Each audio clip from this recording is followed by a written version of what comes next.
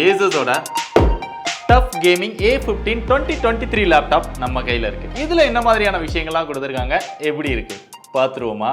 Box வந்தோடனே அன்பாக்ஸ்லாம் பயங்கரமா பண்ணலாம் அப்படின்னு சொல்லிலாம் பிளான் பண்ணோம். பட் ஓப்பன் பண்ண பாக்ஸ் தான் நமக்கு அனுப்பியிருந்தாங்க. இருந்தாலும் அதுல என்ன இருக்கு பார்த்துட்டு வந்துருங்க. ASUS பார்த்தோம் அப்படின்னா அவங்களோட A15 சீரிஸை ஒவ்வொரு வருஷமும் அப்கிரேட் பண்ணிட்டே இருப்பாங்க. அந்த மாதிரி தான் இந்த வருஷமும் அப்கிரேட் பண்ண மாடல் நம்ம கையில் இருக்குது. நம்ம கிட்ட இருக்கிறது AMD மாடல். இதே மாதிரி இன்டெல் அப்புறம் நிறைய கான்ஃபிகரேஷன்ல டிஃப்ரெண்ட் மாடல்ஸ் வந்து கொடுத்துருக்காங்க. அப்படி நம்ம கிட்ட இருக்கிறதுல என்னென்ன இருக்கு ஒன் பை ஒன்னா டீடைல்டா பார்ப்போம். முதல்ல பில்ட் அண்ட் குவாலிட்டி. இதுக்கு மிலிட்டரி கிரேட் சர்டிஃபிகேஷன்லாம் வாங்கியிருக்கோம் அப்படின்னு சொல்லி பிராண்ட் வந்து கிளைம் பண்றாங்க. இந்த லிட்டை தூக்கணும் அப்படின்னா இது ஃபுல்லாமே அலுமினியம்ல கொடுத்துருக்காங்க. நல்ல குவாலிட்டியாக தான் இருக்கு. பட் அப்படியே இங்கே பேஸில் வந்தோம் அப்படின்னா இங்கே ஃபுல்லாமே பிளாஸ்டிக்கில் தான் கொடுத்துருக்காங்க. அது போக இந்த ஏர் வென்டிலேஷனுக்காக இதெல்லாமே கொஞ்சம் அந்த டிஃப்ரெண்ட்டாக டிசைன் பண்ணி நல்ல ஏர் ஃப்ளோ இருக்கிற மாதிரி தான் பண்ணியிருக்காங்க. ஸோ அந்த பேஸ் பேலன்ஸாக நிற்கிறதுக்கு இதுவுமே கொடுத்து வச்சிருக்காங்க. அப்படியே இதை ஓப்பன் பண்ணால் அந்த ஹிஞ்ச் எல்லாமே சிங்கிள் ஹேண்டில் ஓப்பன் பண்ணுற அளவுக்கு ரொம்ப ஸ்மூத்தாக தான் இருக்கு. மேக்ஸிமம் இந்த லெவலுக்கு தான் நம்மளால ஓப்பன் பண்ண முடியும். அப்படி இங்கே மேலே வந்தால் இங்கே சிங்கிள் கேமரா கொடுத்துருக்காங்க. நம்ம 720p ரெக்கார்ட் பண்ண முடியும். பட் இங்கே பிரைவேசி ஷட்டர் வந்து கொடுக்கல. அது கொடுத்துருந்தாங்க அப்படின்னா இன்னும் கொஞ்சம் நல்லா இருந்திருக்கும். ஏன்னா கேமரா தேவையில்லை அப்படிங்கிறப்ப அதை நம்ம க்ளோஸ் பண்ணி வச்சிருக்க முடியும். அது போக ஃப்ளைட் மோட், சார்ஜ் ஏறுறது, இல்ல லோ பேட்டரி, இந்த மாதிரியான விஷயங்கள்லாம் இங்க இருக்கக்கூடிய இந்த லைட்லயே பார்த்துக்க முடியும். இது ஓப்பன் பண்ணாலும் பார்த்துக்கலாம், இல்ல க்ளோஸ்ல இருந்தாலும் பார்த்துக்கலாம். அந்த மாதிரி தான் இதை கொடுத்துருக்காங்க. அப்புறம் இங்க பட்டன்ஸ் அப்படின்னு பார்த்தோம்னா இங்க பவர் பட்டன் வந்து கொடுத்துருக்காங்க. அதுக்கப்புறம் இங்க டெடிகேட்டடா ஒரு 4 கீஸ் வந்து கொடுத்துருக்காங்க. ASUSோட சில ஃபங்க்ஷன்ஸ் அக்சஸ் பண்றதுக்காக ஒரு கீ, அது டெடிகேட்டட் கீ கொடுத்துருக்காங்க. அதுக்கப்புறம் மைக்கை மியூட் பண்றதுக்கு, வால்யூம் இன்க்ரீஸ் பண்ண, வால்யூம் ரெடியூஸ் பண்ண அதுக்கான பட்டன்ஸ் இருக்கு. கீபோர்டு அப்படின்னு பார்க்கும்போது இங்க ஒரு ஃபுல் கீபோர்டே கொடுத்துட்டாங்க. அது போக அந்த நம்பர் பேடும் தனியா கொடுத்துருக்காங்க. கீபோர்டுமே நல்ல ஃப்ரீயா ஒரு கீக்கும் இன்னொரு கீக்கும் நல்ல ஸ்பேஸ் கொடுத்து நல்லா டைப் பண்ற அளவுக்கு ஸ்மூத்தா கொடுத்துருக்காங்க. அது யூஸ் பண்றதுக்கும் நல்லா இருக்குது. அந்த கீபோர்ட்லயே பார்த்தோம் அப்படின்னா அந்த பேக் லைட் வந்து கொடுத்துருக்காங்க. RGB லைட் கொடுத்துருக்காங்க. அந்த லைட்டுமே நமக்கு எப்படிலாம் தேவை அப்படிங்கிறத நம்ம கஸ்டமைஸ் பண்ணிக்க முடியும். அதுக்கு ஒரு 4 ஆப்ஷன் வந்து கொடுத்துருக்காங்க. ஸோ உங்களுக்கு எந்த மாதிரி தேவை அப்படிங்கிறதையும் செட் பண்ணிக்க முடியும். ட்ராக் பேட் அப்படின்னு பார்க்கும்போது இதுவும் நல்லா கொஞ்சம் பெருசா கொடுத்துருக்காங்க. நல்லா ஸ்மூத்தாகவும் இருக்கு ட்ராக் பேட் யூஸ் பண்ணும்போது. ஸோ யூஸ் பண்ணாலே உங்களுக்கு தெரியும் அந்த அளவுக்கு ரொம்ப சூப்பரா பண்ணி வச்சிருக்காங்க. இதை கொஞ்சம் அப்படி லெஃப்ட்ல தள்ளின மாதிரி வச்சிருக்காங்க, சென்டரா கொடுக்கல. அப்படி இந்த சைடு பார்த்தோம் அப்படின்னா இந்த லேப்டாப்ல என்ன மாதிரியான ஸ்பெக்ஸ்லாம் இருக்கு, அதுல ஹைலைட்டான விஷயங்களை இங்க ஒட்டி வச்சிருக்காங்க. அப்புறம் டிஸ்பிளேயோட விஷயங்களை இங்க ஸ்டிக்கர் போட்டு ஒட்டி வச்சிருக்காங்க. லேப்டாப்போட போர்ட்ஸ்னு பார்த்தா ரைட் சைடுல ஒரு USB கொடுத்திருக்காங்க. 3.2 Gen 1ல கொடுத்திருக்காங்க. அதுக்கப்புறம் இங்க ஒரு வென்ட் கொடுத்திருக்காங்க. பக்கத்துலயே பார்த்தோம் அப்படின்னா கென்சிங்டன் லாக் வந்து கொடுத்திருக்காங்க. நீங்க எங்க டிராவல் பண்ணும்போது லாக் பண்ணி வைக்கணும், அந்த மாதிரியான விஷயங்களுக்கு யூஸ் பண்ணிக்கலாம். அப்படி இங்க பின்னாடி பார்த்தோம் அப்படின்னா இங்க ஒரு 2 வென்ட் கொடுத்திருக்காங்க. இங்க லெஃப்ட் சைடுல வந்தோம் அப்படின்னா இங்க ஒரு வென்ட் கொடுத்திருக்காங்க. சோ டோட்டலா 4 வென்ட் ஆயிருது. அதுக்கப்புறம் இங்க சார்ஜிங் போர்ட் இருக்கு, RJ45 பின் இருக்கு. ஈத்தர்நெட் கேபிள் போடணும் அப்படின்னா டைரக்டா போட்டுக்க முடியும். அதுக்கப்புறம் HDMI 2.1 போர்ட் இருக்கு. பக்கத்துல 2 டைப் சி போர்ட் கொடுத்திருக்காங்க. ஒரு இது நார்மலா டைப் சி யூஸ் பண்ணிக்க முடியும். இன்னொரு டைப் சி வந்து சார்ஜ் போட முடியும். அதுக்கப்புறம் நீங்க டிஸ்ப்ளே கனெக்ட் பண்ணோம் அப்படின்னா அந்த மாதிரியான விஷயங்களும் இந்த டைப் சிலையும் பண்ணிக்க முடியும். இது பக்கத்துல ஒரு USB போர்ட் கொடுத்திருக்காங்க. கடைசியா ஒரு 3.5mm ஜாக் கொடுத்திருக்காங்க. ஃப்ரண்ட்ல எதுவுமே கொடுக்கல. இதுல முக்கியமா SD கார்டு போடுறதுக்கான ஆப்ஷன் வந்து கொடுக்கல. அது போக ஃபிங்கர் பிரிண்ட் சென்சாரும் இதுல கொடுக்கல. லேப்டாப்போட வெயிட்னு பார்த்தாலுமே 2.2 kg இருக்கு. கொஞ்சம் அதிகமா தான் இருக்கு. பட் நிறைய விஷயங்கள் நமக்கு வேணும் அப்படிங்கும்போது இந்த வெயிட் வந்து ஓரளவு அக்செப்டபிள் தான். இதோட டிஸ்ப்ளே வந்தா நம்ம கிட்ட இருக்கிறது 15 inch டிஸ்ப்ளே. இது போக 17 inch டிஸ்ப்ளேவும் அவைலபிளா இருக்கு. இந்த 15 inch வந்து குவாட் HD டிஸ்ப்ளேவா வருது. அது போக 165 Hz ரெஃப்ரெஷ் ரேட் கொடுத்திருக்காங்க.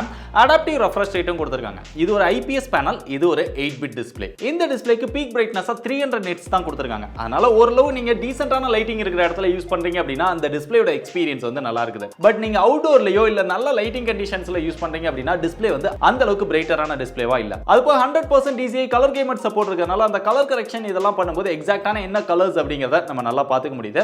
சோ அந்த விதத்துல இது வந்து பெஸ்டா இருக்குது. அது போக இது ஆன்டி கிளார் டிஸ்ப்ளே அப்படினு சொல்றாங்க. டிஸ்ப்ளேல நீங்க ஏதாவது பார்த்துட்டு இருக்கும்போது அந்த டிஸ்ப்ளேக்கு முன்னாடி யாராவது நடந்து போறாங்க அப்படின்னா அந்த விஷயங்கள்லாம் இதுல தெரியாது அப்படினு சொல்றாங்க. பட் பாக்கும்போது பெருசா அந்த விஷயங்கள்லாம் தெரியல. இது போக டிஸ்ப்ளேயோட எக்ஸ்பீரியன்ஸ் அப்படினு பார்த்தா இன்டோர்ல ஒரு டீசென்ட்டான லைட்டிங்ல வச்சு யூஸ் பண்றீங்க அப்படின்னா அந்த டைம்ல நீங்க மூவி பார்க்கும்போது அந்த கலர்ஸ் இதெல்லாம் நல்லா இருக்குது. ரெஸ்பான்ஸ் டைமும் ரொம்பவே நல்லா இருக்குது.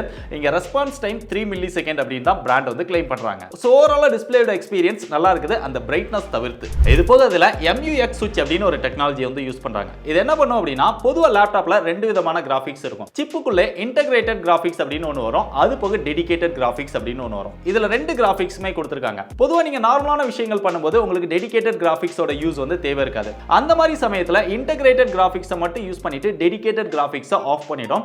இதனால இந்த லேப்டாப்போட பேட்டரி பெர்ஃபார்மன்ஸ் ரொம்பவே இன்க்ரீஸ் ஆகும். அது மட்டும் இல்லாம இந்த டெடிகேட்டட் கிராபிக்ஸ் யூஸ் பண்ணும்போது அதோட இன்ஃபர்மேஷனை டைரக்டா டிஸ்ப்ளேக்கு சென்ட் பண்ணும் இந்த MUX சுவிட்ச். அதனால ரொம்ப ஃபாஸ்டாவும் இருக்கும். இந்த ஃப்ரேம் டிராப் டிலே ஆகுற அந்த மாதிரியான விஷயங்களும் இதுல இருக்காது. சோ ஓவரால் பெர்ஃபார்மன்ஸும் இன்க்ரீஸ் ஆகுது, பேட்டரியோட பெர்ஃபார்மன்ஸும் பெட்டர் பண்ணுது இந்த MUX சுவிட்ச். அப்படியே இதோட பெர்ஃபார்மன்ஸ்க்கு வந்தா ஏற்கனவே சொன்ன மாதிரி இது AMD ல வரக்கூடிய ப்ராசஸர். இங்க Ryzen 9 7940HS அப்படிங்கிற ஒரு ப்ராசஸர் வந்து யூஸ் பண்ணியிருக்காங்க. இது 4 GHz ஸ்பீட்ல ரன் ஆகக்கூடிய ஒரு 4 in ப்ராசஸர். இந்த ப்ராசஸர்ல 8 கோர் 16 threads இருக்குது. அது போக அந்த ஹீட்டிங் எல்லாம் ரெடியூஸ் பண்றதுக்காக 84 பிளேட்ஸ் இருக்கக்கூடிய ARC ஃபேன் 2 யூஸ் பண்ணியிருக்காங்க. அந்த ஹீட்டை வெளியேற்றுறதுக்காக 4 வென்ட்ஸ் வந்து கொடுத்திருக்காங்க, நம்ம ஏற்கனவே பார்த்த மாதிரி. இதுல வந்து 16 GB RAM இருக்கு, DDR5 RAM வந்து கொடுத்திருக்காங்க. ஒரு ஸ்லாட் வந்து எக்ஸ்ட்ரா இருக்கு. உங்களுக்கு தேவைப்படுது அப்படின்னா இன்னொரு 16 GB RAM வந்து ஆட் பண்ணிக்க முடியும். சோ டோட்டலா நீங்க 32 GB RAM வரைக்கும் அப்கிரேட் பண்ணிக்க முடியும். இது போக Nvidiaவோட RTX 4060 அப்படிங்கிற ஒரு 8 GB RAM இருக்கக்கூடிய ஒரு டெடிகேட்டட் கிராபிக்ஸ் கார்டும் கொடுத்திருக்காங்க. சோ ஓவராலா இதோட பெர்ஃபார்மன்ஸ் அப்படின்னு பார்த்தா நீங்க நார்மலா யூஸ் பண்ணும்போது பெருசா ஹீட் இந்த மாதிரியான விஷயங்கள் எதுவுமே கிடையாது. கொஞ்சம் மீடியம் பெர்ஃபார்மன்ஸ்க்கு போறீங்க அப்படின்னா லைட்டா அந்த ஹீட் வந்து ரைஸ் ஆகுது. இல்ல நீங்க ஹெவியான டாஸ்க் பண்றீங்க, ரொம்ப ஹெவியா கேம் ப்ளே பண்றீங்க, இல்ல ரொம்ப 3D ரெண்டரிங் இந்த மாதிரியான விஷயங்கள்லாம் ரொம்ப ஹெவியா பண்றீங்க அப்படின்னா டெம்பரேச்சர் வந்து ரொம்பவே ரைஸ் ஆகுது. அப்படி ரொம்ப டெம்பரேச்சர் இன்க்ரீஸ் ஆகும்போது அங்கங்க லாக் ஆகுது, ஃப்ரேம் டிராப் ஆகுது, கொஞ்சம் பெர்ஃபார்மன்ஸ்ல அடி வாங்குது. இதை நம்ம ஷார்ட் டைமா தான் செக் பண்ணோம் அப்படிங்கறதுனால ஒரு சில கேம்ஸ் வந்து ப்ளே பண்ணி பார்த்தோம். அதோட பெர்ஃபார்மன்ஸும் நல்லா இருந்தது. சரி பெர்ஃபார்மன்ஸ்லாம் நல்லா இருக்குது, பெஞ்ச்மார்க் ஸ்கோர் பார்ப்போம் அப்படின்னு சொல்லி பார்க்கும்போது Geekbenchோட CPU ஸ்கோர் செக் பண்ணப்ப அது கொஞ்சம் கம்மியா தான் வந்தது. GPU ஸ்கோர் செக் பண்ணும்போது அது கொஞ்சம் பெட்டராவே இருந்தது. PC Mark 10 ஓட ஸ்கோருமே பெட்டரா தான் இருந்தது. அப்படியே சாஃப்ட்வேருக்கு வந்தா Windows 11 ஹோம் எடிஷன் ப்ரீலோடடா கொடுத்தறாங்க. அது கூடவே MS Office ஸ்டூடண்ட் வெர்ஷனும் சேர்த்தே கொடுத்தறாங்க. ஸ்டோரேஜ்னு பார்க்கும்போது 1 TB SSD ல கொடுத்திருக்காங்க.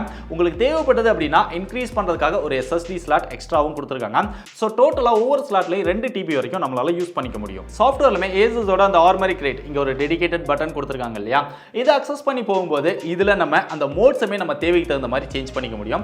சைலண்ட் அப்படின்னு ஒரு மோட் கொடுத்திருக்காங்க. ரொம்ப சைலண்டா எந்த ஒரு சவுண்டுமே வராம யூஸ் பண்ணோம் அப்படின்னா இந்த மோட யூஸ் பண்ணலாம். இல்ல பெர்ஃபார்மன்ஸ் வந்து கொஞ்சம் பெட்டரா இருக்கணும் அப்படின்னு நினைச்சீங்கன்னா பெர்ஃபார்மன்ஸ் மோட சூஸ் பண்ணலாம். இல்ல ஓவராலா பெஸ்டான பெர்ஃபார்மன்ஸ் வேணும் அப்படின்னா டர்போ மோட சூஸ் பண்ணுங்க. இல்ல உங்களுக்கு தேவைக்கு தகுந்த மாதிரி நீங்க கஸ்டமைஸ் பண்ணோம் அப்படினாலுமே மேனுவல் மோட் ஒன்னு கொடுத்திருக்காங்க. சோ உங்களுக்கு எந்த மாதிரியான மோட்ஸ் தேவையோ அந்த இதை நீங்க சூஸ் பண்ணிக்கலாம். இல்ல எதுவுமே வேண்டாம்பா அப்படின்னா விண்டோஸ் அப்படின்னு டிஃபால்ட் மோட்ல நீங்க யூஸ் பண்ணிக்க முடியும். அதே மாதிரி இந்த கீபோர்டோட லைட் ஏற்கனவே சொல்லியிருந்தேன் இல்லீங்களா, அதை கஸ்டமைஸ் பண்றதுக்கும் அந்த ஆப்ஷன் வந்து இதுக்குள்ள தான் கொடுத்திருக்காங்க. இந்த லைட்டுமே எந்த மாதிரி ஃப்ளோல க்ளோ ஆகணும், எவ்வளவு ஸ்பீட்ல எரியணும் அப்படிங்கிற எல்லாமே இதுல வந்து நம்ம கஸ்டமைஸ் பண்ணிக்க முடியும். இதோட ஆடியோக்கு வந்தா இங்க டுயல் ஸ்டீரியோ ஸ்பீக்கர் கொடுத்திருக்காங்க. டால்பி அட்மாஸோட DTS சப்போர்ட் கொடுத்திருக்காங்க. ஹைரஸ் சப்போர்ட்டும் கொடுத்திருக்காங்க. மியூசிக் எக்ஸ்பீரியன்ஸ் அப்படின்னு பார்க்கும்போது நல்லா இருக்குது. சவுண்டுமே நல்லா கிளியரா கேக்குது. பட் நல்லா லவுடா இருக்கா அப்படின்னு கேட்டீங்கன்னா அந்த அளவுக்கு லவுடா இல்ல. ஓரளவு இன்டோர்ல கொஞ்சம் சைலண்டான இடத்துல வச்சு யூஸ் பண்றீங்க அப்படின்னா கொஞ்சம் லவுடா தெரியும். பட் கொஞ்சம் நாய்ஸியான இடங்கள்ல யூஸ் பண்றீங்க அப்படின்னா அந்த அளவுக்கு உங்களுக்கு பெட்டரா இருக்காது. கேம் பிளே இந்த மாதிரியான விஷயங்கள்லாம் பண்றீங்க அப்படின்னா ஸ்பீக்கர்ல வரக்கூடிய அந்த வால்யூம் உங்களுக்கு போதுமானதா இருக்காது. சோ அந்த மாதிரியான சமயத்துல ஹெட்போன் போட்டு யூஸ் பண்ணிக்கிறது தான் பெட்டரா இருக்கும். இங்க ப்ளூடூத்னு பார்த்தா வெர்ஷன் 5.3 கொடுத்திருக்காங்க, Wi-Fi 6 கொடுத்திருக்காங்க. Wi-Fi-யோட ஸ்பீட் வந்து ரொம்பவே பெஸ்டா இருக்குது. கனெக்டிவிட்டி எல்லாமே நல்லாவே பண்ணியிருக்காங்க. இங்க பேட்டரிக்கு வந்தா 90 வாட் ஹவர் பேட்டரி கொடுத்திருக்காங்க. சார்ஜிங் அடாப்டர் அப்படின்னு பார்த்தா 240 வாட் அடாப்டர் கொடுத்திருக்காங்க. அதை யூஸ் பண்ணி சார்ஜ் பண்றது அப்படினாலுமே நீங்க பண்ணிக்கலாம். இல்ல டைப் சி மூலமா சார்ஜ் பண்றீங்க அப்படின்னா 100 வாட்ல சார்ஜ் பண்ணிக்க முடியும். பட் பேட்டரியோட பெர்ஃபார்மன்ஸ் பார்த்தா அந்த அளவுக்கு ரொம்ப பெஸ்ட் அப்படின்னு சொல்ல முடியாது. சோ பிராண்ட் கிளைம் பண்றது அப்படின்னு பார்த்தா நீங்க Full HD ல ஒரு வீடியோ பாக்குறீங்க அப்படின்னா 10.1 hours வரைக்கும் பேட்டரி பேக்கப் வரும் அப்படின்னு சொல்லி கிளைம் பண்றாங்க. பட் நார்மலா நம்ம யூஸ் பண்றோம் அப்படின்னா ஒரு 4 to 5 hours வரைக்கும் தான் பேட்டரி லைஃப் வருது. இல்ல நீங்க ஹெவியான கேம் ப்ளே பண்றீங்க அப்படின்னா உங்களுக்கு ஒரு 2 ல இருந்து 2.5 மணி நேரம் வரைக்கும் தான் பேட்டரி லைஃப் வருது. பேட்டரி லைஃப் இன்னும் கொஞ்சம் பெட்டரா இருந்திருக்கலாம். இருந்தாலும் ஹெவியான டாஸ்க்கு 2 to 2.5 மணி நேரம் அப்படிங்கிறது ஓரளவு அக்செப்டபிள் தான். கடைசியா அதோட பிரைஸ் அப்படின்னு பார்த்தா 1,50,000 இருந்து 1,70,000 வரைக்கும் அப்பப்போ பிரைஸ் வந்து வேரி ஆயிட்டே இருக்கு.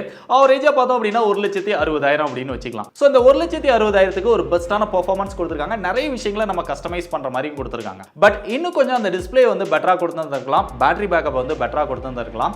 நீங்க ஒரு நார்மலான யூஸுக்கு இல்ல மல்டி டாஸ்கிங்க்கு பாக்குறீங்க அப்படின்னா இவ்ளோ விஷயங்களுக்கு வர வேண்டிய தேவைகள் கிடையாது. இல்ல நீங்க ஒரு கேமிங்காக பெர்ஃபார்மன்ஸ்க்காக பாக்குறீங்க அப்படின்னா சோ அந்த மாதிரி இருக்கிறவங்களுக்கு இந்த லேப்டாப் வந்து பெஸ்டா இருக்கும். பெஸ்ட் பை லிங்க் டிஸ்கிரிப்ஷன்ல கொடுத்திருக்கேன். தேவைப்படுறவங்க அதை செக் பண்ணி பாருங்க.